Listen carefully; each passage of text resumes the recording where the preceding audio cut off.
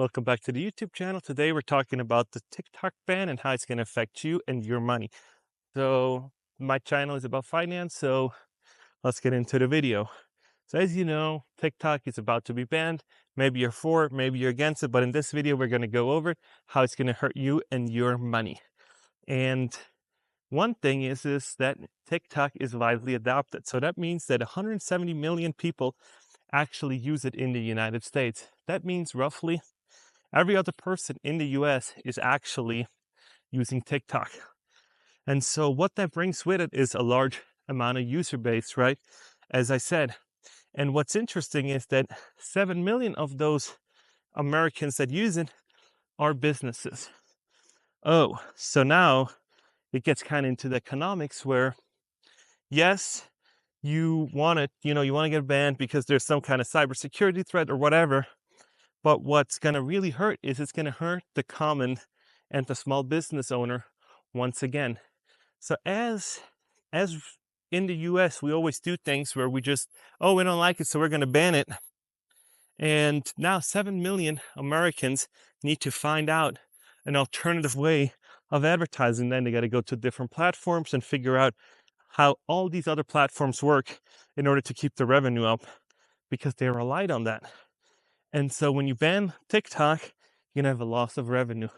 And what does that mean? That means that your local neighborhood grocery store might not have the same employees anymore because they just can't afford it because they don't have the foot traffic. Another thing is that a restaurant might not have the same foot traffic, so they might close. And all that is then going to be back on the burden of the government with social assistance and a whole bunch of other issues.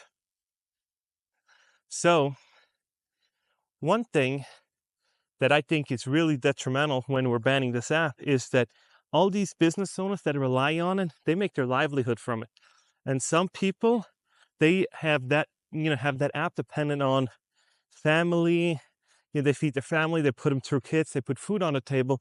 And now it's going to get banned and people are going to be so mad because you just can't sustain it without it. Because Allison has a huge amount of following on TikTok and it's really helped my personal business out. And so if you take that away, yeah, we have following on Instagram and all that other stuff, but it's not the same. There's something about it that's just different. But the economic loss that this is going to do is really bad. So the second topic is that people will lose their jobs. If you don't have the traffic to support your business, you got to cut costs. And that's another funny thing, that once you cut jobs, it's a domino effect. You let him go, then they can't spend the money at their favorite places. And so they're going to pull back. So then all these other people need to pull back. And so it has a huge ripple effect into the whole economy once you're doing that. Let's see. Rexy, come on. Rexy. So this has a huge ripple effect into the whole economy. And this is not what we want to do. We want to get Americans to have more money, to feel better, to do things that they want to do. So the economy's going better, so people have money so they don't need to steal and do crazy stuff. So job loss is a whole nother con of doing this. Reduction in consumer choice. That's a whole nother one. So do you think that Walmart cares if TikTok gets banned? Walmart doesn't give a shit. Neither does Amazon. They probably want it because it's competing with their TikTok shop. So what is the key thing when you ban an app store or something like that is that you're going to take traffic away. So that's going to hurt a bunch of people's consumer choices. So you're not going to have the good food choices. You're not going to have the shop that they were promoting. And so it's interesting because I just saw somebody else on TikTok talk about how they're, come on, Rexter, come here. So what's interesting is that I just saw a video of a guy from, I think it was like a Shopify. He let 17% of his workforce go, and he's not saying, oh, that had a huge impact on the day-to-day business. No, duh, Sherlock, you left 17% of these people go. or you then had an issue, or you just had these people all doing nothing.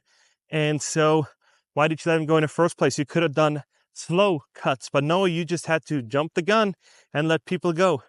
And that's what we're going to do with this TikTok app ban, or whatever they're going to call it.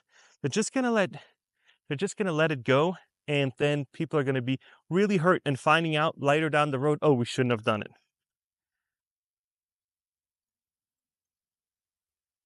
So another huge thing is that the barrier to entry for small businesses that want to promote something on TikTok is super low. So you can be on TikTok as a small business at almost no cost. It's fairly simple to use, and you can basically make videos and promote your services, promote your stuff, and it's not that hard to do. So that is another huge pro of that platform. But when you're going to ban it, it's going to really, really hurt all these Americans. And it's always these other people in the comments like, yeah, it's gonna be all right. They'll go to new platforms. You know who says that? Google and Facebook. Those are the only ones that say that. Everybody else isn't saying that. So I think that that's just not a very good option of why you should ban an app. So let me know what you would do in the comments below. But I don't think that this ban should ever happen and should not happen. It's widely popular. And so what a bunch of people are doing is ordering stuff off of that stupid TikTok shop. Have I used it? No, but I know a bunch of people are going to use it and do use it. So one thing that I've noticed is that Walmart, Amazon, and all these big retailers, they don't care.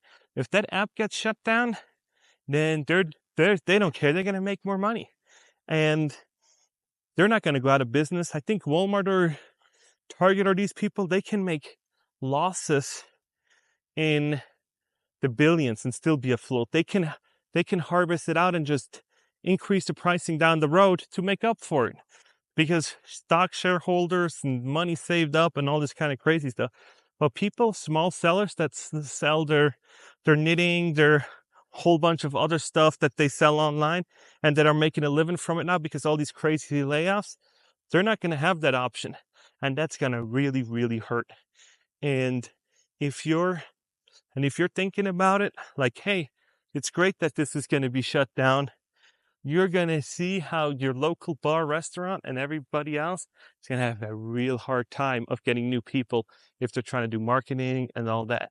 Because the Keith Lee effect is real, where companies and influencers partner up, and then there's just a line out the door. I just went to LA and I tried that Easy Street Burgers where Keith Lee gave it 9.4. And I asked the business owner, and he said it blew up. During lunch rushes, the time that you gotta wait is 2 hours just because of Keith Lee. They had this whole sign, Keith Lee approved, and everything else, like Best Burger by Keith Lee. So all these things will hurt you in the long run. So let me know what you think. If you don't agree, let me know in the comment section below, and I'll see you in the next video.